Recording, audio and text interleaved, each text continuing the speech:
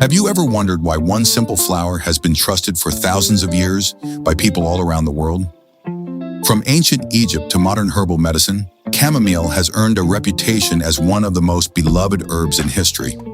Many people drink it before bed, others use it to soothe their stomach, while some swear by it for skincare or simply as a comforting daily ritual.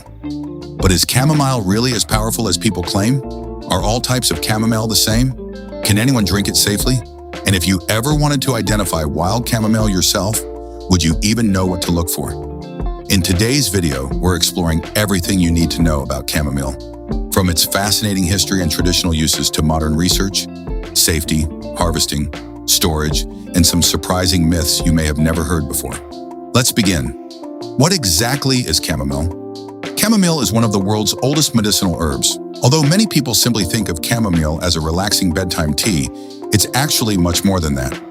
Chamomile belongs to the daisy family, scientifically known as the Asteraceae family, which also includes sunflowers, echinacea, calendula, and dandelions. The name chamomile comes from the Greek words meaning ground apple. If you've ever smelled fresh chamomile flowers, you'll understand why. They have a delicate apple-like aroma that is both sweet and calming. This pleasant scent is one of the reasons chamomile has remained popular for centuries, not only for wellness, but also in perfumes, cosmetics, and even gardens. But here's something many people don't realize.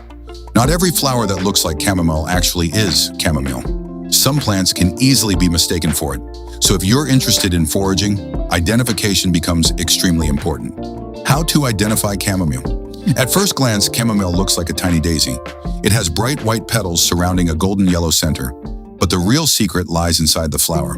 If you gently cut a German chamomile flower in half, you'll notice that the yellow center is hollow. That's one of its easiest identifying features. Many look-alike plants have a solid center instead. Another clue is the smell. Crush a flower gently between your fingers. True chamomile releases a pleasant apple-like fragrance. If there's little or no scent, you may be looking at another species. Chamomile usually grows between 6 inches and 2 feet tall, depending on the variety and growing conditions. Its leaves are soft, delicate, and almost feathery. The stems are thin and highly branched, allowing one plant to produce dozens of flowers throughout the season. During late spring and summer, fields of chamomile can almost resemble small white clouds swaying in the wind. It's truly one of nature's most beautiful herbs. Chamomile originally comes from Europe and parts of Western Asia. Today, however, it's grown almost everywhere. You'll find it across North America, South America, Australia, and many parts of Africa. It grows surprisingly well in poor soil. In fact, chamomile doesn't demand perfect conditions. It loves sunshine, well-drained soil, and a little bit of space. Once established, it's relatively easy to grow at home. Many gardeners appreciate that chamomile attracts helpful insects while adding beauty to flower beds and herb gardens.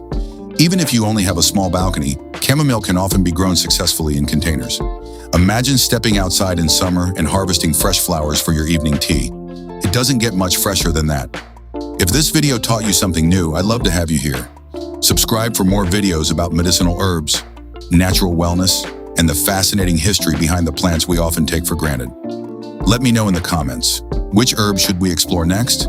So what makes chamomile one of the most beloved herbs in the world? Why has this tiny flower remained popular for thousands of years, even in today's age of modern medicine? The answer isn't just one thing. Chamomile has earned its reputation because people have traditionally used it for many different purposes, from relaxation and digestion to skincare and everyday wellness. Let's explore each of them. The most famous benefit: relaxation and better sleep. If you ask 10 people why they drink chamomile tea, chances are that most of them will give you the same answer. It helps me relax. And that's not surprising. For generations, chamomile has been one of the most popular bedtime herbal teas. Across Europe, Asia, and the Middle East, families have prepared a warm cup of chamomile in the evening as part of a calming bedtime ritual. But however, creating a relaxing evening routine with dim lights, reduced screen time, and a warm cup of herbal tea can be a comforting habit that supports overall sleep hygiene.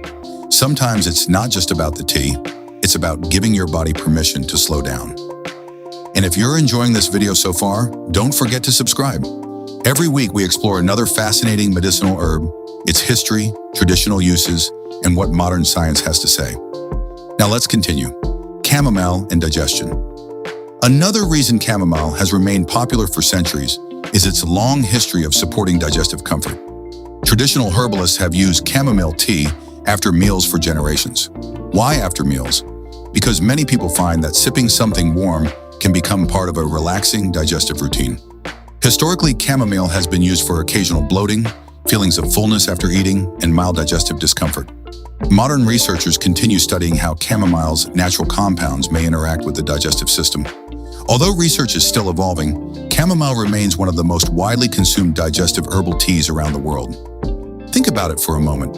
Stress and digestion are deeply connected. When we're anxious or constantly rushing, many people notice changes in how their stomach feels. That's why slowing down, sitting with a warm cup of tea, and taking a few deep breaths may be just as important as the herb itself. Chamomile encourages something we often forget to do: the gut-brain connection. Here's something fascinating. Scientists now know that your gut and your brain are constantly communicating. This is often called the gut-brain axis. Your emotions can influence your digestion.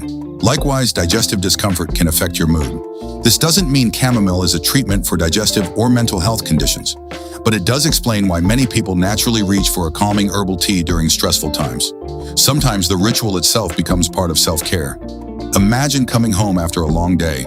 Instead of immediately checking your phone, you prepare a warm cup of chamomile tea. For 10 minutes, everything slows down. No notifications, no emails, no rushing. Sometimes that's exactly what the nervous system needs. But relaxation isn't the only reason chamomile became famous. In fact, one of its oldest traditional uses had nothing to do with sleep. It had everything to do with the skin. Chamomile for skin. Long before modern skincare products filled store shelves, people relied on herbs. Chamomile was one of them. Traditionally, cooled chamomile tea was used as a gentle wash for the skin. Others prepared herbal compresses using chamomile flowers. Its delicate nature made it one of the herbs commonly chosen in traditional skincare routines. Today, you'll find chamomile in countless products: facial creams, lotions, shampoos, baby products, soaps, serums. Its popularity isn't just because of its pleasant scent. It's because chamomile has long been associated with gentle skincare. Of course, everyone's skin is different. If you're trying any herbal product for the first time, it's always wise to test a small area first. Chamomile and women's wellness. For hundreds of years, women across different cultures have traditionally used chamomile tea during certain times of the month. Historical herbal texts often mention chamomile as part of traditional women's wellness practices. Today, many women still enjoy chamomile simply as part of a relaxing evening routine. Whether it's the warmth of the tea, the calming ritual, or the comforting aroma, chamomile continues to be one of the world's favorite herbal beverages. A cup of comfort during cold seasons. Think about your childhood.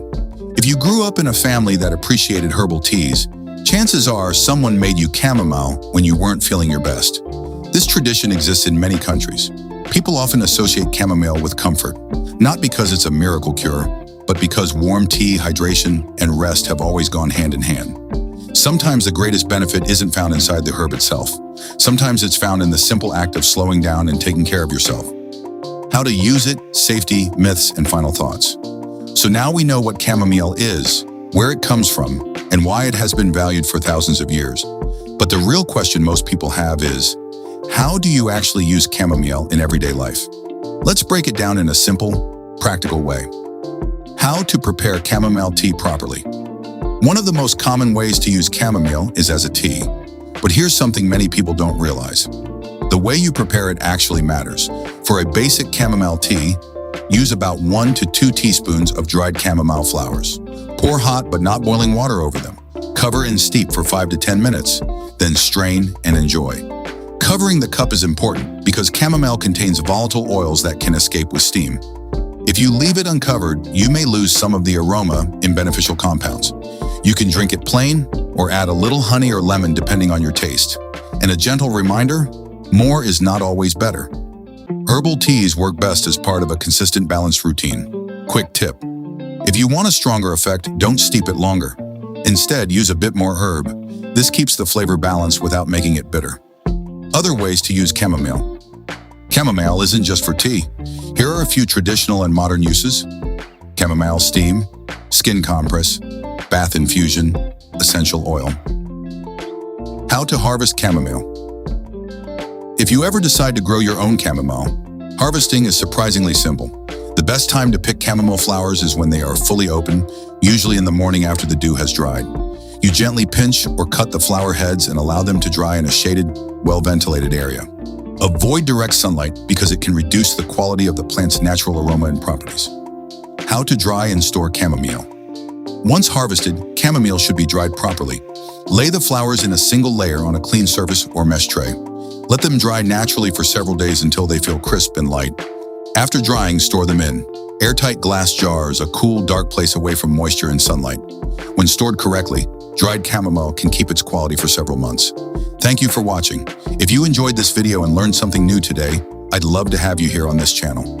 We explore herbs, natural wellness, and the traditional wisdom behind plants that have been used for centuries around the world. Don't forget to subscribe so you don't miss the next video. And if you found this helpful, give it a like. It really helps support the channel and allows me to create more content like this. And let me know in the comments, what herbs should we explore next?